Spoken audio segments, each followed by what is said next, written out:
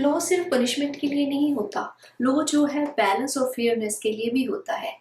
जी हाँ, जो सेक्शन 22, 23, 24 ये एस्टैब्लिश करते हैं that liability is determined through careful evaluation of act, intent and consequences।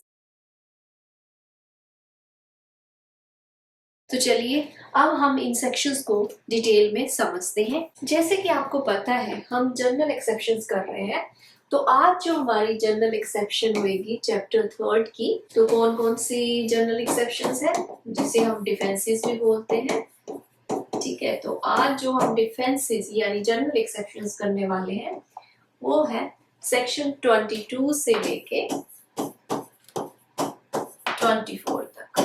ठीक है, तो सबसे पहले जो है सेक्शन 22 बात करता है act of a person of unsound mind. अगर हम सिंपल लैंग्वेज में बात करें तो ये बात करता है कि अगर कोई अनसाउंड माइंड पर्सन जो है कोई ऐसा एक्ट कर देता है, ऑफेंस कर देता है या फिर कोई इलीगल ओमिशन कर देता है, तो उन सर्कमस्टांसेस में क्या होता है। तो चलिए अब हम इसके वेयर एक्ट से ही जो इसेंशियल्स निकाले हैं उसे डिस्कस करते हैं। इसके जो इसेंशियल्स हैं वो है कि the person must be of unsoundness of mind, कि जो पर्सन है जिसने कोई एक्ट किया है वो पहली कंडीशन तो यही है कि वो अनसाउंडनेस ऑफ उसकी माइंड होनी चाहिए, कि मेंटली वो स्टेबल नहीं होना चाहिए उस टाइम पे, उसको कोई ना कोई ऐसी मेंटल इशू है। तो कहते हैं the unsoundness of mind must exist at the time of the act. Act होता है, कोई ऑफेंस करते हैं या कोई इलीगल ओमिशन करता है कोई पर्सन,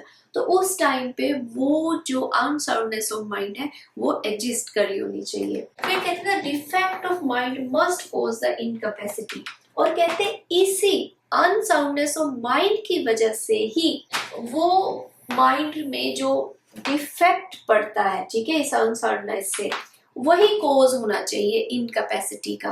किस चीज की इनकैपेसिटी का?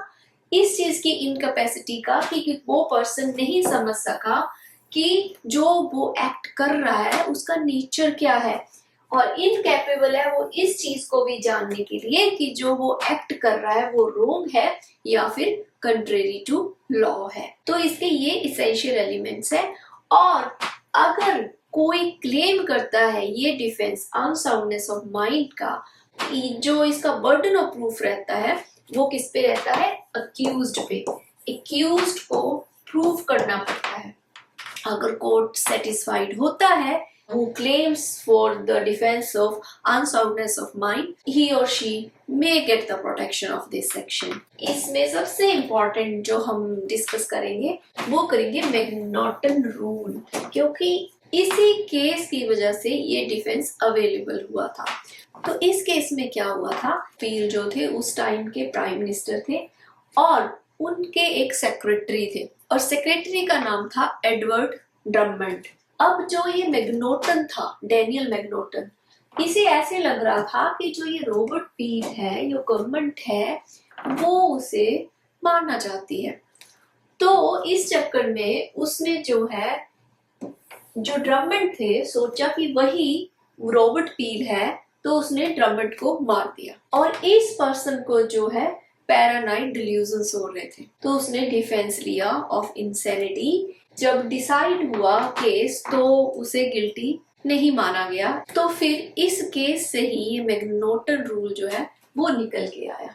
मैकनॉटन रूल क्या क्वेश्चन पूछता है? मैकनॉटन रूल ये पूछता है कि at the moment of the act, जब एक्ट हुआ, ठीक है, did the accused have such a defect of reason, ठीक है, उसके पास ऐसा कोई डिफेक्ट था, from a disease of the mind, ठीक है, माइंड की कोई ऐसी डिजीज थी, कोई ऐसा डिफेक्ट था का वो समझ नहीं सका, didn't know the nature and quality of the act and didn't know the act was wrong or contrary to law।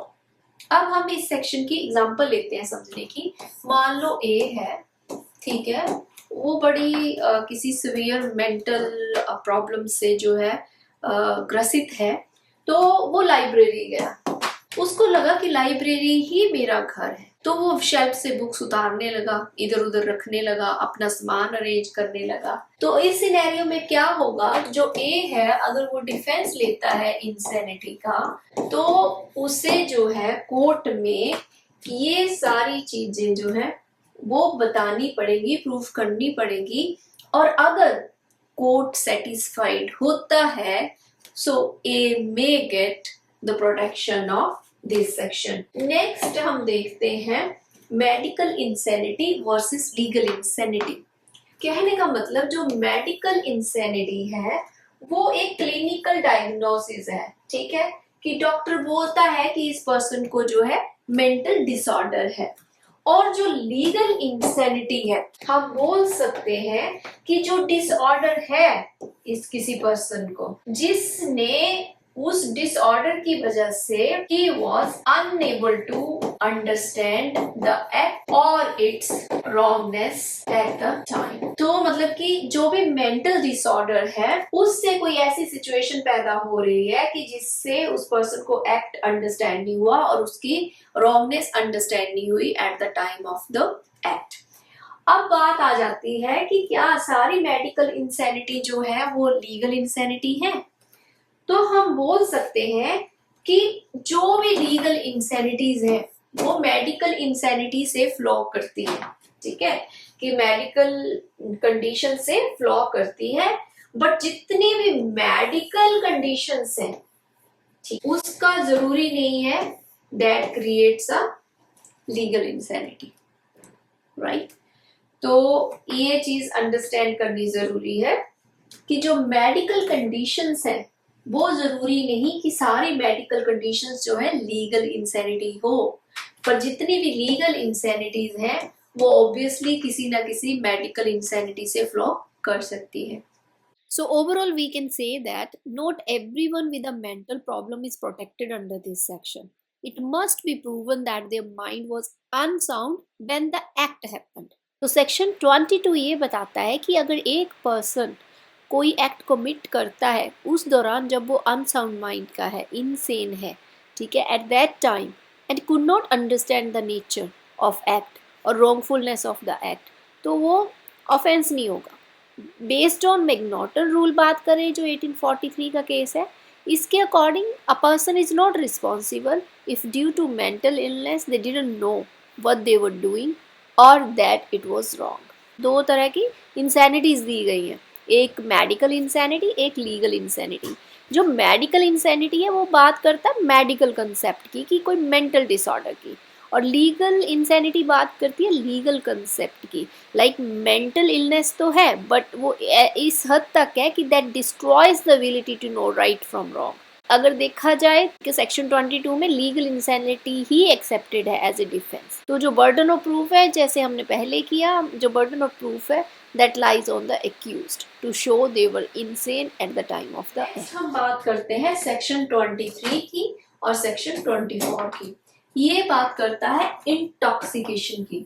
तो in order to understand this section पहले हमें पता होना चाहिए कि इंटॉक्सिकेशन होती क्या है।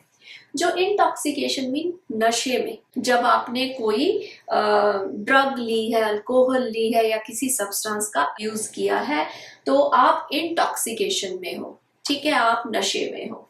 तो अब सेक्शन 23 पहले करते हैं। तो सेक्शन 23 बात करता है acts of a person incapable of judgement by reason of intoxication caused against his will. तो कहने का मतलब इनवॉलंटरी इंटॉक्सिकेशन, और ये आगे वॉलंटरी मीन खुद करा हुआ नशा सेक्शन 24 में। तो चलिए वन बाय वन डिस्कस करते हैं। सबसे पहले हम डिस्कस करेंगे सेक्शन 23। अब जो सेक्शन 23 है ये बात करता है इनवॉलंटरी इंटॉक्सिकेशन की। सेक्शन 23 का एसेंशियल एलिमेंट यही है, जो भी किसी पर्सन ने एक्ट किया है वो अंडर दिस सेक्शन सबसे पहले तो वो इंटॉक्सिकेशन में होना चाहिए, मीन नशे में होना चाहिए, under the influence of alcohol, drug और सब्सटेंस, किसी तरह के नशे में होना चाहिए। अब कहते हैं उस नशे की वजह से, बिकॉज ऑफ दैट इंटॉक्सिकेशन, वो इनकैपेबल है किस चीज के, incapable of knowing the nature of the act, जो वो एक्ट कर रहा है उसे नहीं पता उसका नेचर क्या है। Knowing the act is wrong और कंट्रेरी टू लॉ, और वो इनकेपेबल है इस चीज को जानने के कि जो एक्ट है वो रॉन्ग है और कंट्रेरी टू लॉ है। और सबसे इंपॉर्टेंट बात कि जो इंटॉक्सिकेशन है वो इनवॉलंटरी होनी चाहिए, सेल्फ इंड्यूस्ड नहीं होनी चाहिए, इनवॉलंटरी होनी चाहिए। और intoxication at the time of the act भी होना चाहिए, ये नहीं कि उस टाइम पे नशा उतर गया है और फिर वो कोई गलत काम कर रहा है, पर जब वो एक्ट कर रहा है उस टाइम भी वो नशे में होना चाहिए। तो और फिर से बर्डन ऑफ प्रूफ किस पे होगा, एक्यूज्ड पे होगा। उसे ये सारे एलिमेंट्स जो हैं एसेंशियल एलिमेंट्स सेटिस्फाइड करने पड़ेंगे। अगर इन कोर्ट इनसे सेटिस्फाइड होता है the person may get the exemption of this section. चलो अब इस सेक्शन की एग्जांपल लेते हैं। सपोज करो ए जो है वो पार्टी में गया, ठीक है।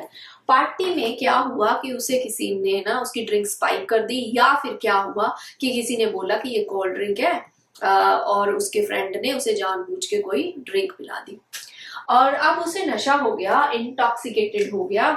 और उसने नशे की हालत में क्या किया, वहां पे किसी पर्सन का वॉलेट पड़ा था, उसने चुरा लिया, उसने उठाया और अपने पॉकेट में डाल लिया। अब जब उसने वो उठा लिया, अब बात ये आती है कि क्या उसे एग्जम्पशन मिलेगी सेक्शन 23 के अंदर। तो बात ये आती है क्योंकि अगर देखा जाए तो ए जो है उसने खुद से नशा नहीं किया, उसकी ड्रिंक को स्पाइक किया गया या फिर उसको किसी तरह से उसको पिलाई गई। वो जो है उसका वॉलंटरी एक्ट नहीं था, इनवॉलंटरी इंटॉक्सिकेशन थी, क्योंकि वो सेल्फ इंड्यूस्ड नहीं थी, उसे किसी तरह से पिलाई गई थी। और जब उसने पर्स उठाया, चोरी किया, उस टाइम भी वो नशे में था ए, ठीक है। और जब उसने वो एक्ट किया वो अंडर इंटॉक्सिकेशन ही था और वो इनकैपेबल था। उस टाइम पे उसे अंडरस्टैंडिंग नहीं थी कि किसी का पर्स चुराना वो है, वो चोरी कहलाता है, ठीक है। उसे उसकी अंडरस्टैंडिंग नहीं थी और उसे ये भी नहीं पता था कि वो चोरी कर रहा है, और ना ही उसे ये पता था कि ऐसे वॉलेट चुराना जो है वो अगेंस्ट लॉ है। और इस तरह से जो ये सारी चीजें प्रूव करने का बर्डन जो है वो ए पे होगा, एक्यूज्ड पे होगा बर्डन ऑफ प्रूफ। अगर कोर्ट सेटिस्फाइड होता है इन सारी चीजों से, सो देन जो है A may get exemption under section 23। तो ये ऑटोमेटिक एग्जम्पशंस नहीं होती, तो एक्यूज को प्रूव करना पड़ता है। अगर कोर्ट सेटिस्फाइड होता है तभी जो है जनरल एक्सेप्शंस जो है दी जाती हैं। तो तभी अंडर सेक्शन 23 जो है इनवॉलंटरी इंटॉक्सिकेशन का डिफेंस ए को मिल सकता है। नेक्स्ट आ गया सेक्शन 24। सेक्शन 24 करता है बात वॉलंटरी इंटॉक्सिकेशन की। अब वॉलंटरी इंटॉक्सिकेशन क्या हो गया, वॉलंटरी इंटॉक्सिकेशन हो गया कि आपने खुद से किया, आपको पता आप ड्रिंक कर रहे हो, आपने खूब ड्रिंक करी, खुद करी, सेल्फ इंड्यूस्ड है, किसी और ने आपका कोई ड्रिंक स्पाइक नहीं किया, किसी ने आपको दी नहीं, आप खुद अपनी विल से ड्रिंक कर रहे हो, तो वो क्या हो गया वॉलंटरी इंटॉक्सिकेशन। सेक्शन 24 है वो लिमिट लगाता है ताकि जो इंटॉक्सिकेशन का डिफेंस है उसका मिसयूज ना हो, ठीक है। तो सेक्शन 24 उस लिमिट की बात करता है कि भाई अगर आपने वॉलंटरी इंटॉक्सिकेशन किया है तो आपके लिए कोई भी डिफेंस नहीं है, आप कोई डिफेंस प्लीड ही नहीं कर सकते, ठीक। और अगर आपकी इंटॉक्सिकेशन हुई है और वो इनवॉलंटरी है, yes, then you may apply for a defense under section 23 और burden of proof रहेगा accused के ऊपर। और अगर court satisfied होता है that person may get the defense under section 23। but 24 जो है वो limit की बात करता है कि बस कि अगर आपने ये क्रॉस की बाउंड्री, अगर आपने ऐसा किया तो आपको वो डिफेंस नहीं मिलेगा। तो अब सेक्शन 24 से एसेंशियल एलिमेंट्स देखते हैं। अब इसका एसेंशियल एलिमेंट है सेक्शन 24 का सबसे पहले कि the act done with the specific intent और नॉलेज, ठीक है। इस सेक्शन के अंडर ये माना जाता है कि आप कोई भी जो एक्ट करते हो, जब आपने वॉलंटरी इंटॉक्सिकेशन किया है, आपने खुद से कोई अल्कोहल, ड्रग या सब्सटेंस लिया है, ये माना जाता है कि अगर उस दौरान आप कोई भी एक्ट करते हो तो वो एक्ट जो है आप स्पेसिफिक नॉलेज के साथ कर रहे हो, स्पेसिफिक इंटेंट के साथ कर रहे हो। और अक्यूज्ड मस्ट बी इंटॉक्सिकेटेड। और दूसरी बात कि आपने वॉलंटरी इंटॉक्सिकेशन किया होना चाहिए। ऐसा एक्ट करते हुए आप इंटॉक्सिकेटेड होना चाहिए, नशे में होने चाहिए। प्रिजम्पशन ऑफ नॉलेज और इंटेंट। और कहते हैं कि अगर आपने वॉलंटरी इंटॉक्सिकेशन करी है, आपने खुद से कुछ ड्रिंक ले रखी है, खुद से अल्कोहल ले रखी है, सब्सटेंस ले रखा है कोई, लॉ ये प्रिज्यूम करता है कि आपने जो भी ऑफेंस किया है या इलीगल ओमिशन किया है, कोई भी एक्ट किया है, उसकी आपको नॉलेज है और आपका इंटेंशन था उस एक्ट को करना। और ऐसा माना जाएगा कि जैसे आप सोबर हो, आपने ड्रिंक कर ही नहीं रखी है, आपको वैसे ही नॉलेज है, वैसे ही आपका इंटेंशन है। तो ये जो है ये प्रिज्यूम किया जाता है कि आपको नॉलेज भी है और आपका इंटेंशन भी है ऐसा एक्ट करने का। पर इस सेक्शन की आगे एक्सेप्शन है, ठीक है। इस सेक्शन 24 की फर्दर एक्सेप्शन है। कहते हैं कि अगर इनवॉलंटरी इंटॉक्सिकेशन है तब ये कोई भी एक्ट जो है ऑफेंस नहीं माना जाएगा। ये एक्ट ऐसे नहीं माना जाएगा कि आपको नॉलेज है, आपको इंटेंट है। तो अगर कंडीशन कि आपका इनवॉलंटरी इंटॉक्सिकेशन हुआ है, आपने सेल्फ इंड्यूस नहीं की है, तो आपकी इनवॉलंटरी इंटॉक्सिकेशन है। ऐसा क्यों है? क्योंकि लोग जब नशा करते हैं, ठीक है, तो ये नहीं कि हर कोई नशा करके अगर कोई ऐसा काम करता है, ऐसे तो हर कोई इस चीज का डिफेंस लेगा कि मैं तो नशे में था जी, मैंने तो नशे में ऐसा काम कर दिया। तो लोग बोलता है कि नहीं, अगर आपने सेल्फ इंड्यूस किया, खुद से नशा किया है, आप फ्री हो करने को, तो कॉन्सिक्वेंसेस भी आपको ही भुगतने पड़ेंगे। अब इसकी एक एग्जांपल से समझते हैं। सपोज करो ए है, वो पार्टी में खूब पी रहा है, फ्रीली पी रहा है, खुद से नशा कर रहा है। फिर वो क्या करता है, वहां पे एक वेटर होता है, उसे थप्पड़ मार देता है। अब उसने हर्ट कर दिया। अब क्या हम बोल सकते हैं कि वो नशे में था इसलिए उसने थप्पड़ मार दिया कि उसे डिफेंस दिया जाए अंडर सेक्शन 24?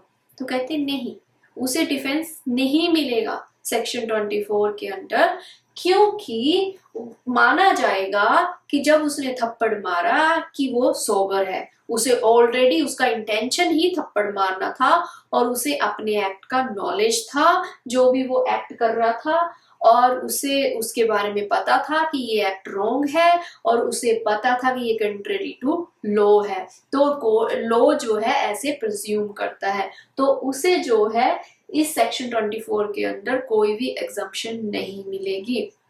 तो सिर्फ उसे एग्जम्पशन मिलेगी फर्दर एक्सेप्शन के अंदर कि हाँ, अगर उसने नशा खुद नहीं किया होता, उसको किसी ने स्पाइक कर दिया होता, या फिर उसे पता ही नहीं था कि कोई उसको कोल्ड ड्रिंक की जगह मतलब वो दे दिया उसे किसी फ्रेंड ने, तो वो इनवॉलंटरी इंटॉक्सिकेशन हो जाता, तब उसे डिफेंस मिल सकता था। तो हम बोल सकते हैं कि जो जनरल एक्सेप्शंस हैं या डिफेंसेस हैं, वो इनोसेंट माइंड को तो प्रोटेक्ट करते हैं, but at the same time अगर कोई इसे मिसयूज करने की कोशिश करता है तो उसे पनिशमेंट भी दी जाती है। And that's all for today. Thank you very much. Have a nice day.